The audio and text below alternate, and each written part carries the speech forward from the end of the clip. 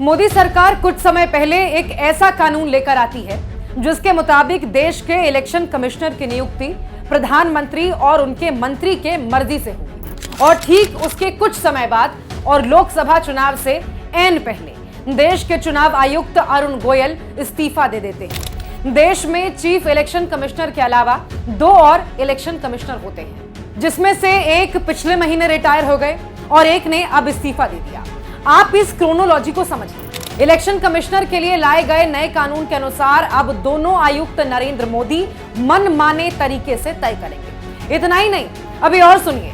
पिछले कुछ दिनों में एक के बाद एक ऐसी घटनाएं हुई जो भाजपा के लोकतंत्र को खत्म करने के प्रयास को साफ दिखाती है। चुनाव से पहले चुनाव आयुक्त इस्तीफा दे देते हैं। हाई कोर्ट का जज इस्तीफा देकर भाजपा ज्वाइन कर लेता है। स्टेट बैंक इलेक्टोरल बॉन्ड का ब्यौरा देने से मना कर देता है।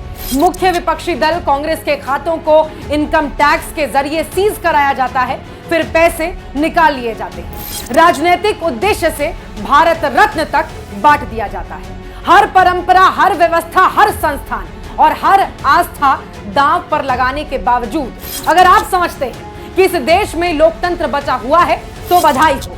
भाजपा आपको अपने जुमलों में फंसाने में कामयाब हो गई है। मैं हाथ जोड़कर आपसे विनती करती हूं, अपनी कुंभकर्णी नींद से जागिए, उठिए और देखिए कैसे भाजपा आपके आंखों के सामने देश की लोकतांत्रिक व्यवस्था को तार तार कर रही है। अपने वोट का सही इस्तेमाल कीजिए, अपने और अपने बच्चों के लिए सही सरकार चुनिए।